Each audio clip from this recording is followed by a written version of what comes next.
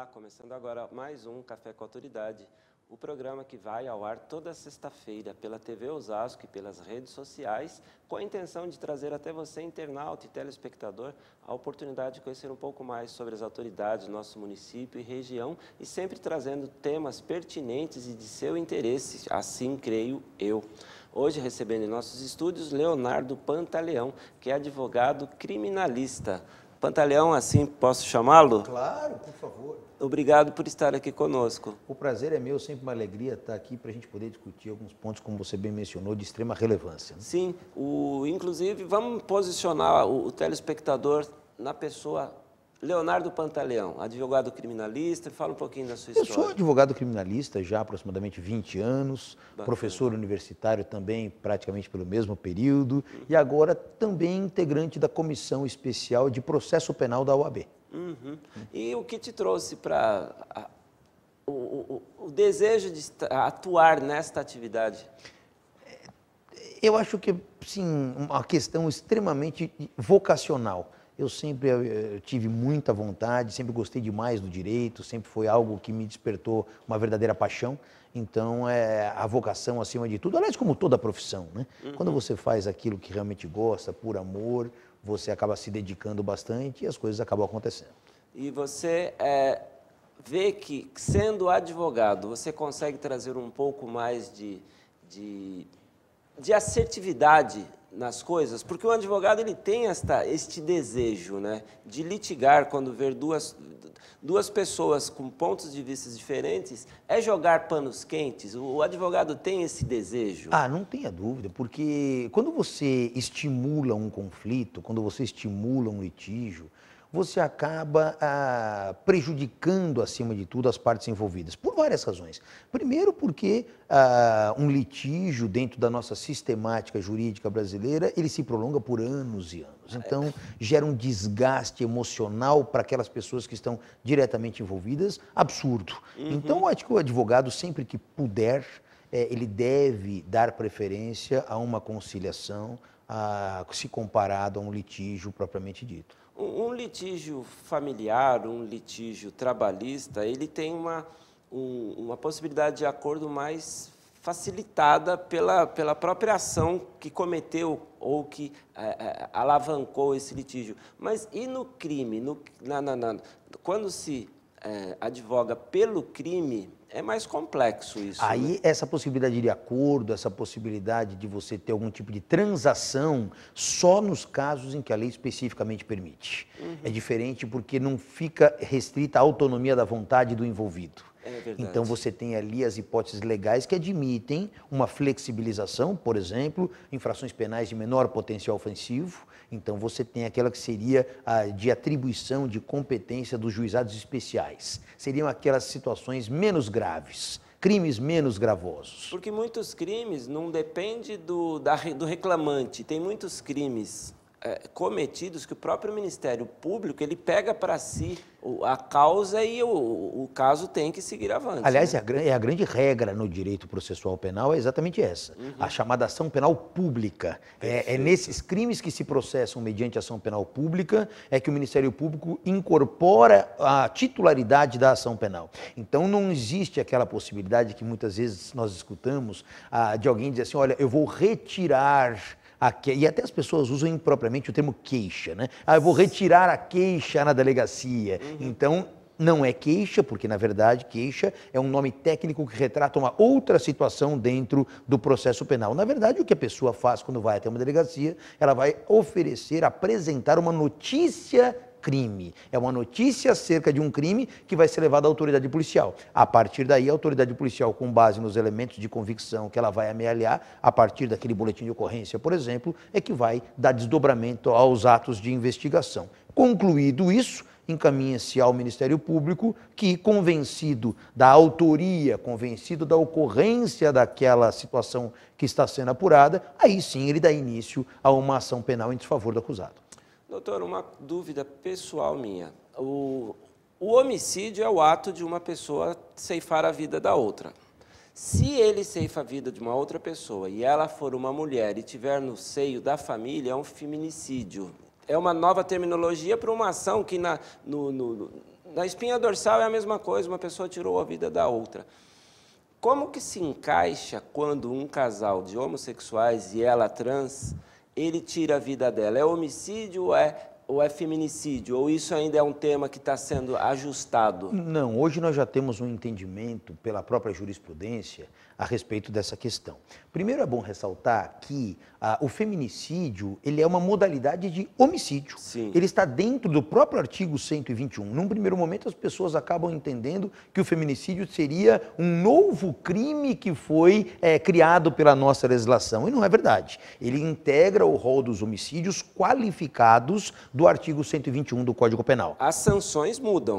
Muda, mas ela se equipara a todo e qualquer homicídio qualificado. Perfeito. Então você tem o feminicídio como uma modalidade de homicídio qualificado. Portanto, a pena ela é mais rigorosa do que aquele homicídio simples. Então a pena do feminicídio, por exemplo, por ser qualificado, ela varia de 12 a 30 anos de reclusão. Aliás, 30 anos que é o máximo que a nossa legislação permite, dentro da Constituição Federal, para uma dosimetria de pena por um crime dessa natureza. Por um crime, mas você pode ter crimes somados. Sem dúvida, você pode. Aliás, é o que acontece com muitas pessoas que se aproximam, por exemplo, dessas situações e você tem o 30 anos por um crime, mas ela praticou um outro crime, naquele outro crime ela recebeu uma pena de 20, por exemplo, aí num terceiro ela recebeu de 10, no momento de cumprir a pena vai se unificar todos esses delitos, toda a dosimetria dessas penas para poder fazer com que ela venha a obter os benefícios de progressão de regime, eventualmente, ou de livramento condicional, sobre a totalidade dessas penas unificadas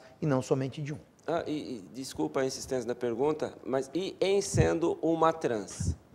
O direito penal ele não faz essa diferença mais. Hoje, a jurisprudência já é consolidada de que uma pessoa transexual ela goza dos mesmos benefícios da mulher.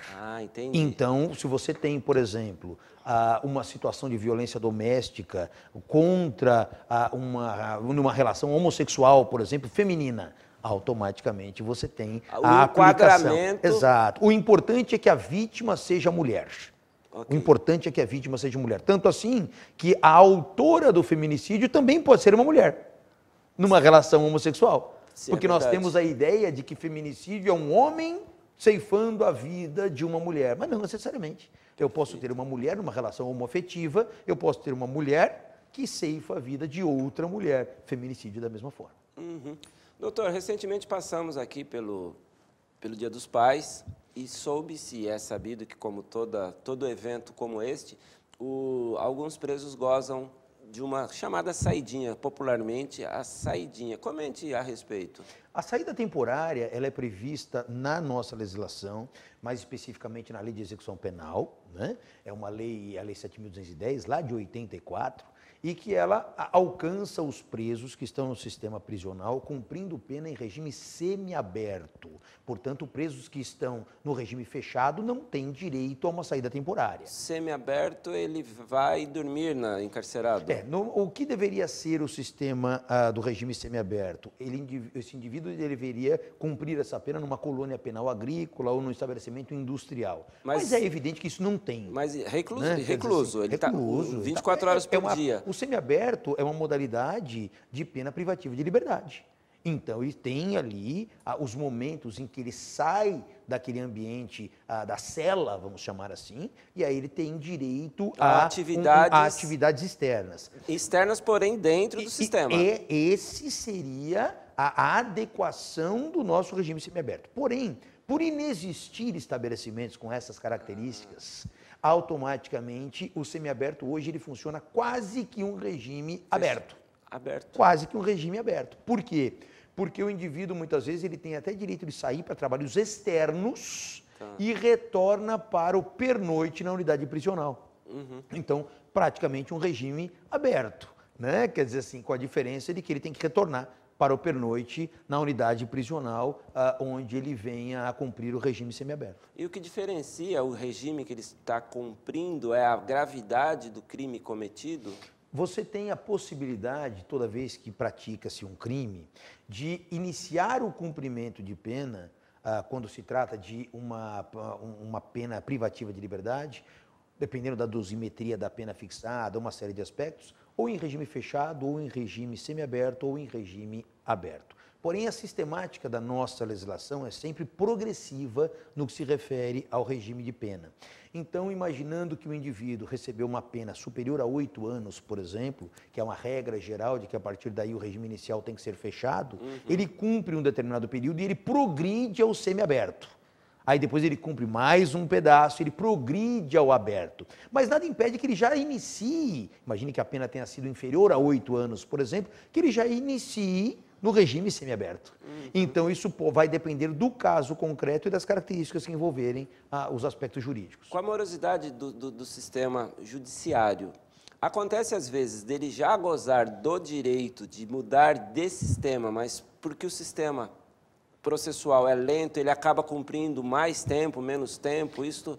O fato de cumprir mais tempo, isso acontece. Acontece por conta de uma precariedade, principalmente de aspectos sociais. Você pega, por exemplo, uma pessoa de um baixo poder aquisitivo, um baixo poderio econômico, muitas vezes ela fica, a sua defesa entregue à Defensoria Pública. Que frise, se trata de um excelente trabalho que a Defensoria Pública faz. Porém, a quantidade é muito grande de trabalho. Então, automaticamente, ocorre que quando chega a vez de se analisar aquele procedimento envolvendo aquele indivíduo, ele já tinha até um direito alcançado há algum tempo de uma progressão de regime. Mas é uma questão mais social do que jurídica. Sim, e acontece às vezes da pessoa estar sendo detido para investigação, ou acho que chama a prisão preventiva, e depois de feita todas as análises, passaram aí 8 meses, 1 ano, e identifica que ele é inocente naquela causa.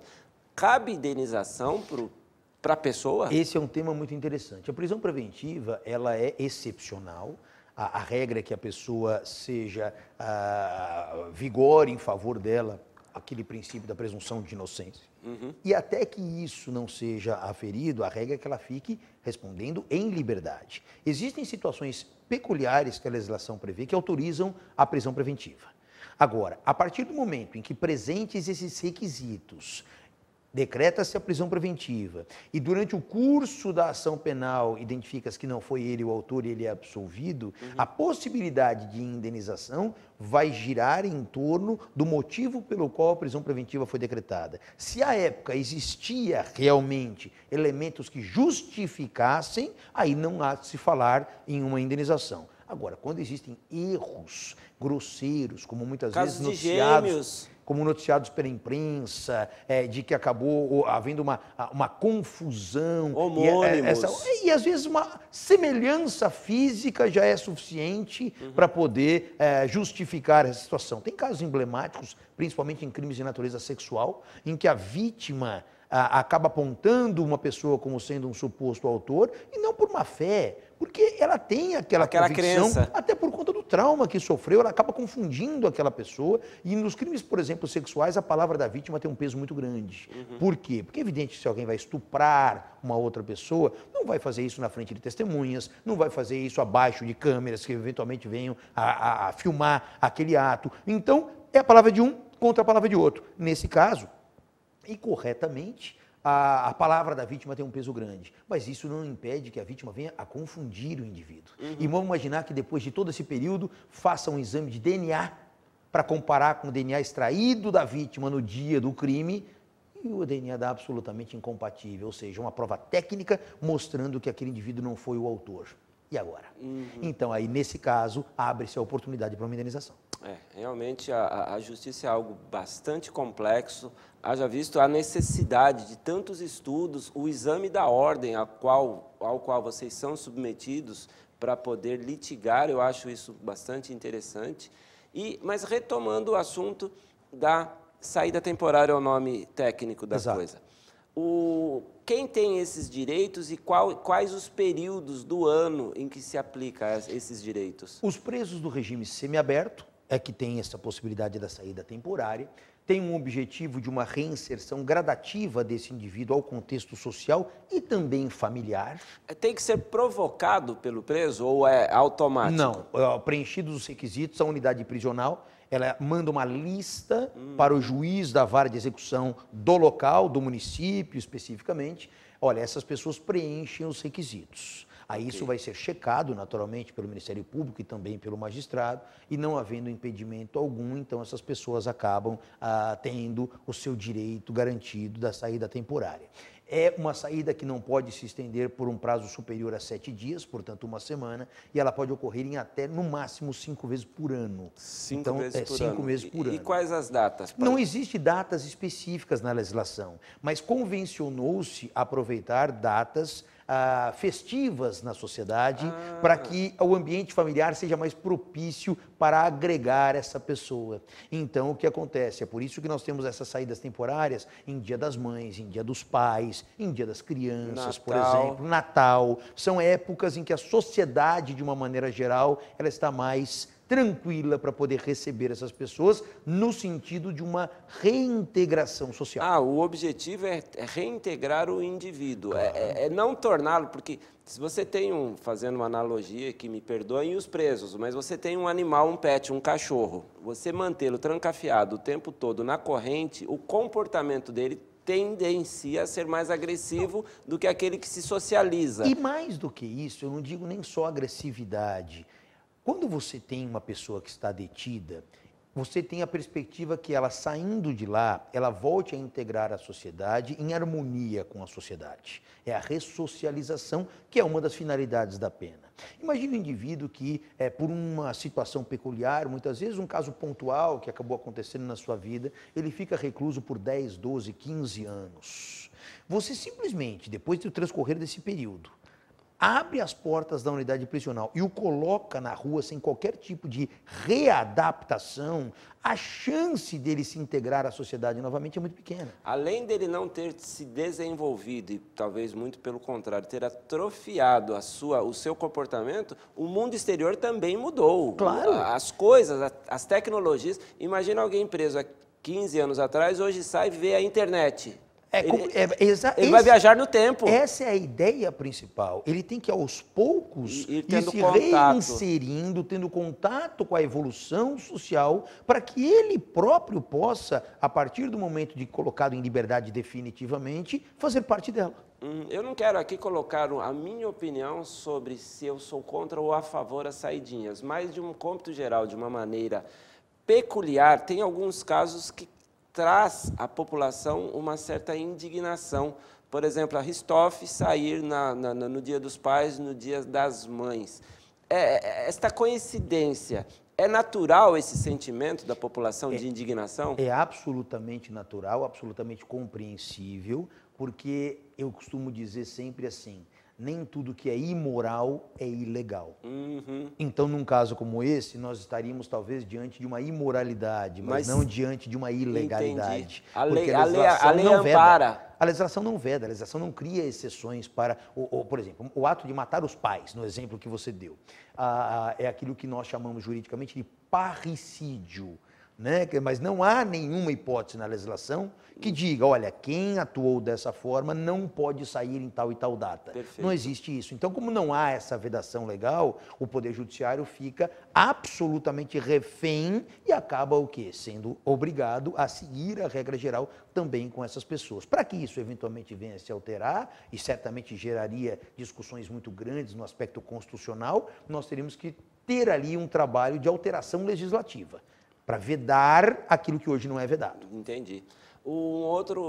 Normalmente quando se aproxima dessas datas em que haverá a saída temporária, a chamada saidinha, as redes sociais veem muitos avisos, olha, cuidado, vai ter a saidinha, os presos, redobre seus cuidados com o celular, com estacionamentos. Procede essas cautelas? A gente acaba entendendo que isso decorre, infelizmente, também de grande parte de um preconceito. Já parte do princípio de que pessoas que tiveram ali um problema no envolvimento em aspectos criminais, e aliás aqui cabe uma ressalva, nós temos a ideia de que o direito penal é algo muito distante de nós, mas ele é muito mais próximo de nós do que nós imaginamos. E eu dou um exemplo trivial, imagine você, por uma fatalidade, dirigindo o seu carro, se distrai com o celular, atropela, mata alguém. Porque ninguém está livre dessa situação. Não é porque necessariamente você teve um problema envolvendo a área criminal que a sua personalidade se transformou e você passou a ser uma má pessoa a partir daquele episódio. Marginal. Sem dúvida. Quer dizer, claro que existem pessoas que são criminosos contumazes, é evidente. Mas não dá para generalizar dessa maneira. Olha, teremos a oportunidade agora de uma saída temporária, então obrigatoriamente, e os índices não revelam isso, as estatísticas não mostram isso, então criar aquela ideia de que a criminalidade vai aumentar naquele período necessariamente por conta da saída temporária. Eu não entendi a sua colocação. As estatísticas não mostram o quê? Que há aumento. Ah, não mostra que há um aumento significativo. É evidente que pessoas contempladas e beneficiadas com a saída temporária vão delinquir? Claro que vão, porque é delas próprias. Então, essa mesma pessoa que vai delinquir na saída temporária, amanhã ou depois, quando ela sair da unidade prisional por ter cumprido a integralidade da sua pena, ela vai continuar delinquindo. Não se ressocializou. Porque é dela, ela não se ressocializa, ela tem uma personalidade, de repente, voltada à prática criminosa. Mas não é necessariamente o instituto da saída temporária é que fortalece esse tipo de comportamento. É a essência do ser humano. E o índice de regresso, de retorno? Esse é um outro aspecto que, quando a gente fala de saída temporária, presos no regime semiaberto, nós não usamos a terminologia fuga. Olha, fugiram tantos presos. Eles não fugiram, eles foram colocados em liberdade de maneira legal e tudo mais. Bom, o que acontece nessa hipótese é o chamado abandono. Olha, então tantos por cento abandonaram o regime semiaberto quando foram numa saída temporária determinada. E mesmo assim, essa última estatística que foi revelada, nós temos uma identificação de um percentual de apenas 5% de todos os milhares de presos que foram beneficiados em saídas temporárias que não voltaram, ou seja, só 5% que abandonou realmente o regime semiaberto. É um índice relativamente baixo, né? É muito baixo. Seria ruim você prejudicar 95% em detrimento dos 5%, extinguir esta modalidade de benefício. É muito complicado quando o legislador ele quer definir determinadas situações com base na minoria.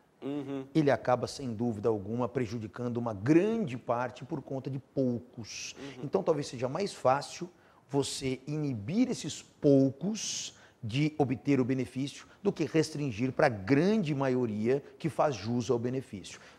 Pantaleão, normalmente, como você me disse, quem está no regime semiaberto, ele exerce alguma atividade remunerada? Existe a remuneração, porque senão, fazendo um paralelo, nós estaríamos, o Estado veda o trabalho escravo. Estaria e aí seria o próprio Estado impondo um trabalho escravo ao indivíduo que está recluso. Então ele recebe sim valores, claro que não é nada significativo, mas ele recebe uma contraprestação que é o chamado pecúlio, né? E esse pecúlio muitas vezes pode até ser encaminhado aos familiares que fiquem fora durante o período que ele está cumprindo a pena.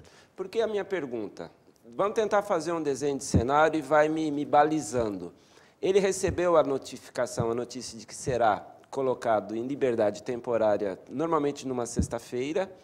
Nesse instante, ele tem algum provento, ele tem algum recurso financeiro para se locomover, para pegar um ônibus, ir até a casa? Como que funciona? Me desenhe o cenário. Recebi a notícia que serei colocado em liberdade. Normalmente, o que acontece é ele ter a disponibilização para uma condução. Algo do gênero, mas não que ele receba um valor, por exemplo, olha, você vai ficar uma semana fora, então está aqui o valor, em média, de uma diária multiplicada por 7 para você poder ter como se manter aí fora. Não, isso não existe. Isso não é. O que há, muitas vezes, e isso, claro, nós não podemos esquecer da precariedade do Estado, a precariedade do sistema. Muitas vezes são funcionários da própria unidade prisional que acabam dando dinheiro para o indivíduo sair para poder pegar uma condução e ir embora. Cria-se um vínculo de amizade? Não, mas não necessariamente de amizades. Muitas vezes até por uma questão de compaixão, muitas vezes até por uma questão de você estar ali vendo que o indivíduo tem aquele direito, mas às vezes a miséria que o envolve, ou então, muitas vezes ele está cumprindo pena num estado completamente diferente do dele. Os familiares não são daqui, né, daquele local onde ele está, então não tem quem possa auxiliá-lo. Então, para situações assim, muitas vezes propriamente funcionários, advogados, e daí por diante acabam contribuindo para evitar essa situação dele não ter como sair da porta da unidade prisional. Sem querer fazer um juízo de valores e já fazendo, no desenho de cenário, o indivíduo está cumprindo a pena, está com seus recursos financeiros, a sua autoestima muito baixa, ele é colocado na rua, aonde ele não vai se ver noutra alternativa a não ser buscar recursos de maneira rápida. E a maneira rápida de se buscar recursos é o assalto, é o crime, é o roubo, é o furto. Isso não tendencia a praticar esse crime para ter proventos, para ter o mínimo de condição para que ele consiga seguir o período que ele está solto? Se nós estivermos imaginando, nessa hipótese que você coloca, pessoas com essa personalidade, sem dúvida alguma. Agora, nem todas as pessoas que estão no sistema prisional possuem a personalidade de praticar crimes violentos contra pessoas. Então, quando a gente pensa de um roubo, por exemplo, nós estamos necessariamente imaginando uma situação que envolva, no mínimo, uma grave ameaça à vítima ou até mesmo uma violência à vítima. E nem todas as pessoas que estão no sistema prisional têm essa inclinação. Você tem pessoas no sistema prisional que estão presas pela prática de crimes, porém nunca praticaram violência ou grave ameaça contra ninguém. Podemos dar aqui diversos exemplos de crimes dessa natureza. O estelionato, por exemplo, a corrupção, por exemplo, são crimes que não envolvem violência ou grave ameaça a ninguém. Então, essa premissa talvez não possa ser utilizada nessa magnitude por conta de se ter que individualizar o comportamento de cada um. Doutor Pantaleão, acho que aqui nós teríamos tema e assunto para discutirmos ao longo do dia. Esse tema me interessa bastante, como eu tenho certeza que a você, telespectador, também, porque o direito tange a você. E quanto mais você conhece o direito, menor as chances de você cometer um delito por ignorância, porque a ignorância não defende, o sono não defende, como é que é? A lei não defende quem dorme. Tem É um brocardo que é o dormientibus non socorritius, o direito não socorre a quem dorme. E o dormir, no caso, é a ignorância, né? Muitas vezes a gente não sabe que está cometendo um delito, mas pela ignorância está. Sem dúvida. Às vezes você não sabe, até pela quantidade de leis que existem no Brasil, você não sabe que aquela conduta está se encaixando em alguma norma penal pré-existente.